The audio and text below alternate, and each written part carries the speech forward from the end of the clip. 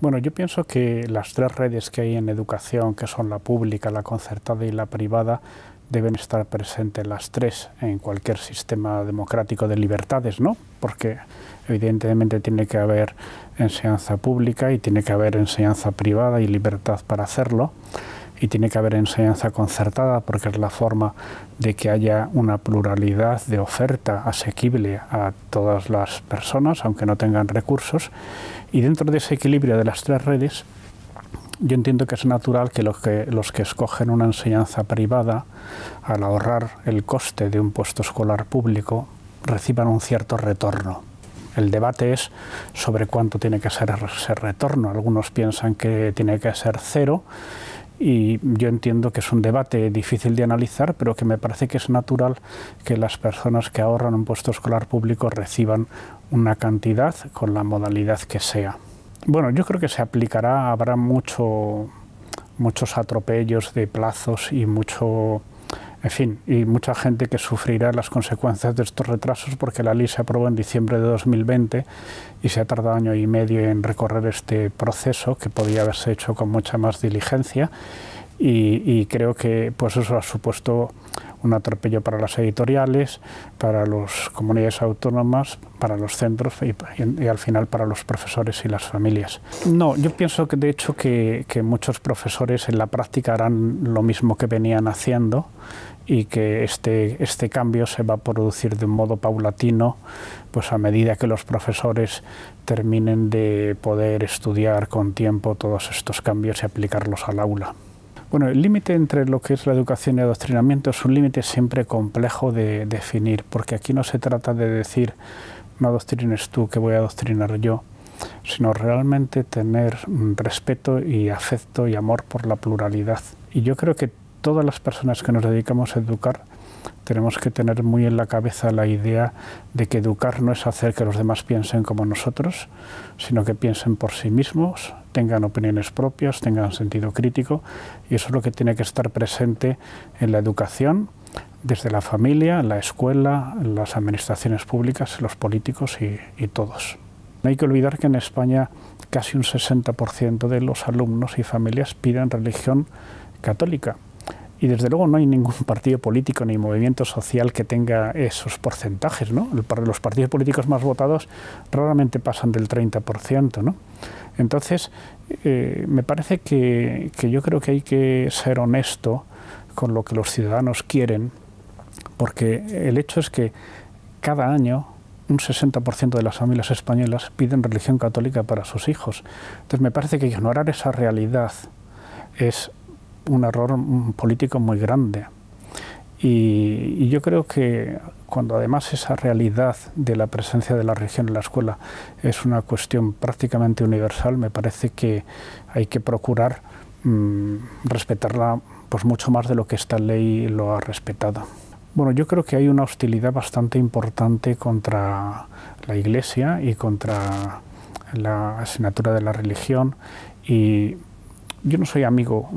de hablar de cruzadas, pero me parece que cuando una asignatura la pide el 60% de las familias cada año, no es que la pidiera en tiempo inmemorial, es que cada año pide eso, no tiene ninguna justificación esta hostilidad. Yo creo que lo que tienen que hacer los que gobiernan, los que legislan, es respetar el sentir mayoritario de la población.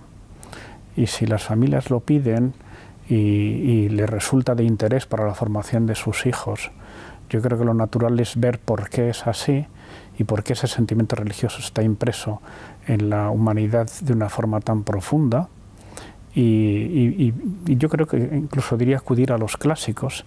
y ver por qué el tema religioso y el tema trascendente es una pregunta que ha estado presente siempre en la historia de la humanidad. Y creo que ir contra la naturaleza pues tiene luego siempre su castigo. Bueno, yo creo que la concertada necesita ser financiada dignamente.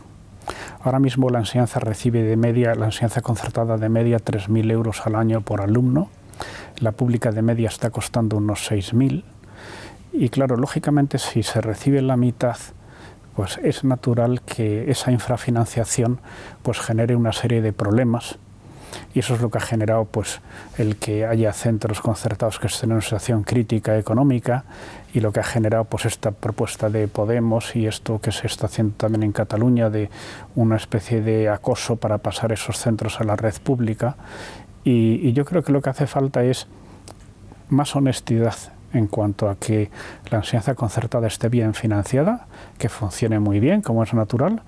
que la enseñanza pública funcione también muy bien, porque lo que todo ciudadano responsable debe querer es que funcione muy bien las tres redes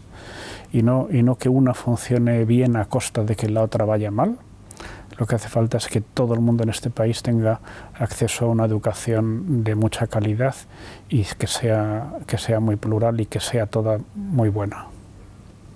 Vamos a ver, lleva en peligro muchísimo tiempo. De hecho, el sistema de centros concertados es una idea que sobre todo se generalizó a raíz de la Segunda Guerra Mundial, después de todos los horrores de aquella época, para lograr alejar la tentación de adoctrinar por parte de los poderes públicos. O sea, lo que se pensó en todo el mundo occidental sobre todo, pero finalmente en todo el mundo, es que era muy importante que la enseñanza fuera plural, que hubiera centros educativos de origen muy diverso, de manera que los poderes públicos tuvieran lo más lejana posible la tentación de adoctrinar masivamente a la población mediante el sistema educativo. Y esa es la raíz de que exista la enseñanza concertada, y yo entiendo que la raíz de que muchas corrientes de pensamiento estén en contra de los conciertos o de las ayudas, porque en los conciertos lo que sirve básicamente es para que la gente que no tiene recursos, todos, puedan acudir a un centro educativo plural según sus propias convicciones. Y eso es lo que mantiene una sociedad plural. Igual que es muy importante que sea plural los medios de comunicación, que sean plurales los partidos políticos, que sean plurales los sindicatos, es muy importante que sea plural la educación. Y claro, la educación, para que sea plural para todos, evidentemente es necesario que esté financiada, porque